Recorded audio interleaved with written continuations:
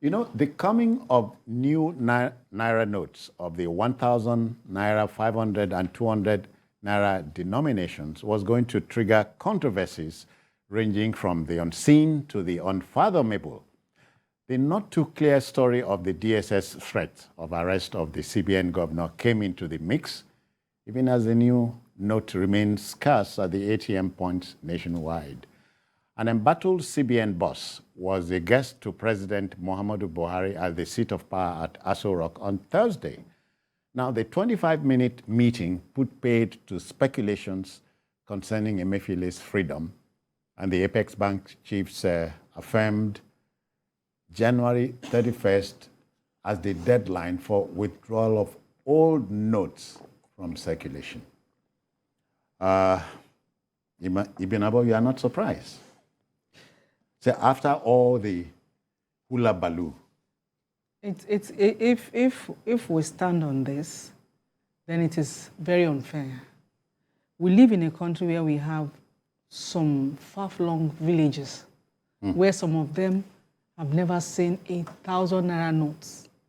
There is no network connect, nothing, nothing. They don't. Some of them don't even have telephones. So, you wonder if they are a part of civilization. How are they going to go about their businesses? Because most of the time, when we come up with any policy, it is centered around the cities. You forget that there are people living in all those extremities of our states, and they are part of they are constituents. So let's. I saw the 1,000 Naira new note for the first time yesterday. Why? And from the ATM. I've been spending Naira notes for okay. weeks now. You want to give or show me some? This is 500 Naira notes. Okay. It's I've not seen the 500. This is it. Okay. Okay. And I collect my money from POS, and I don't even collect old notes. Okay. So you get my point. You see, this thing. Look at the whole thing. You call Saga is so embattled. Why is it embattled? I'm not defending the CBN, but it's not embattled. You see, it's embattled. When I consider that the CBN, hold on, the DSS put out that story, whether it was confirmed or not. The DSS said there was nothing like that. So what's the origin of that story? You see, Nigeria is a country. Nigeria is a peculiar country, and just believe that when this idea... Are you saying it is a country where anything is possible? Of course. Anything is possible? Of course, if generally describes it as a country of anything goes. Huh. You see, just put... Let me tell you. Okay, I'll tell you some things now. You see some unscrupulous people in maybe one anti-graft agency, I won't mention, and they know Ibn Abo is get plenty money. No, they will just put out one small, that they're going after, before you know, they just only, yes, they want you to play ball. What is happening in this case is about new Naira note and the deadline. The big men, I said it, will they allow it to thrive? Will they allow the new notes to go into circulation? That policy, yes, will they allow it to thrive? Because I know the moment it's coming out, they will be mopping it up. You get my point? It is about election, it is about vote buying, all these things that you are seeing. If that 31st stands... Yusuf, it's about these things we are talking about for a supposed story involving the DSS, naming the CBN governor as a sponsor of terrorism? The CBN governor sponsoring terrorism, so you can believe every cock and bull story? You see, this CBN governor enjoys absolute confidence of President Muhammadu Buhari. All right. I've repeated, I've said this again and again. Yeah. When he rolled out that policy, you will see it's not easy because in a country where our big men, what makes a politician, what gives them that mojo? Yeah. It's because everywhere they are going, they are loaded with millions and billions. Their houses, they are everywhere. So now that will be practically.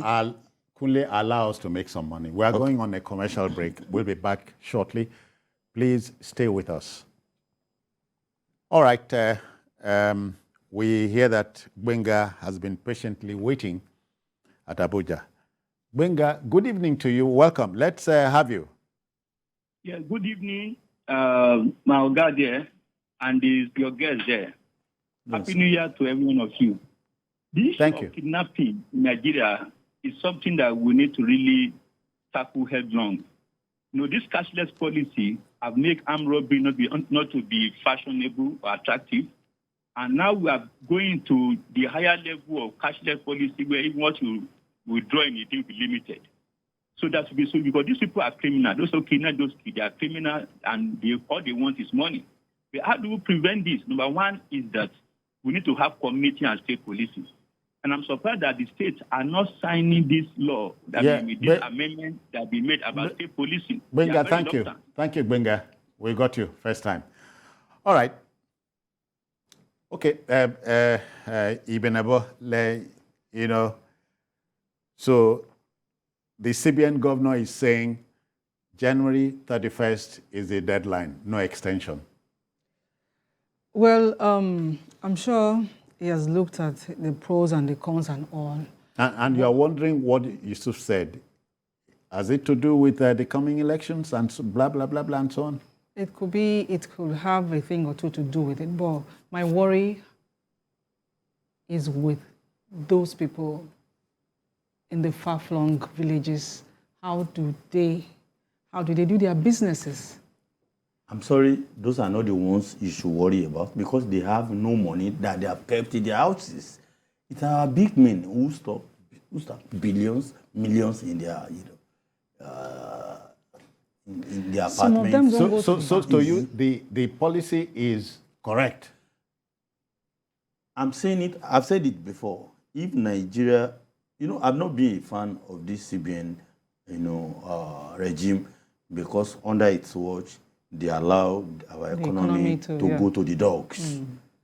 Nigerians have never suffered like this. Our economy has never been this bad. But if they are able to pursue this policy with all sincerity, with every sense of patriotism, many things will fizzle out within a very short time and you'll be shocked. One of them is kidnapping.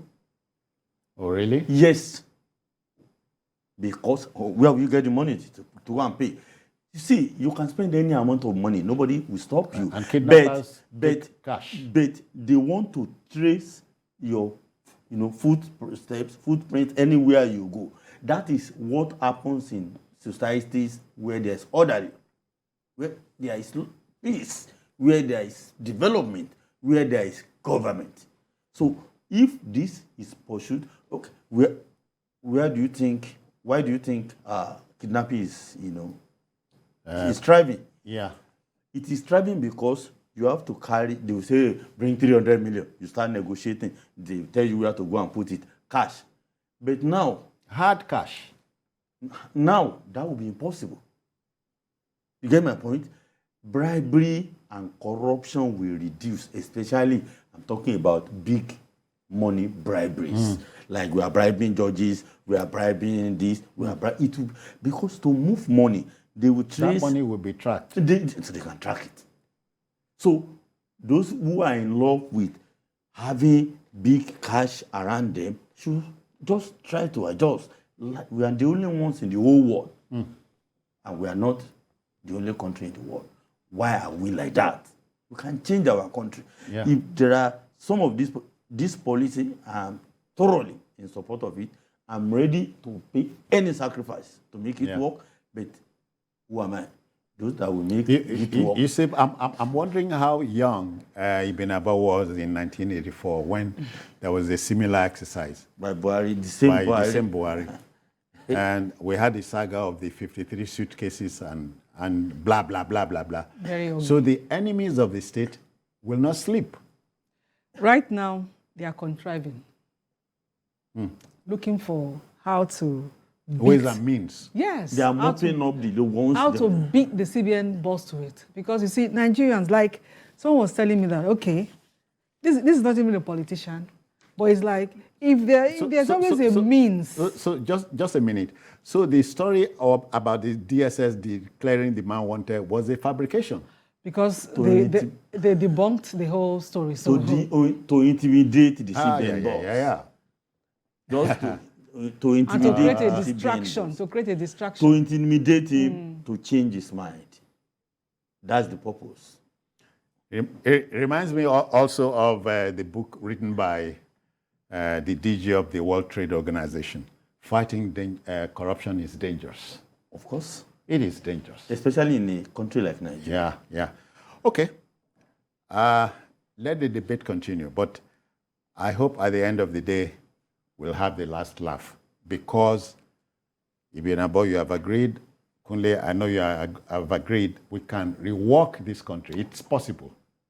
It's possible. Nigeria can, within a space of 10, 20 years, with right leadership, that's it. The entire world will be begging to come to our country. All right.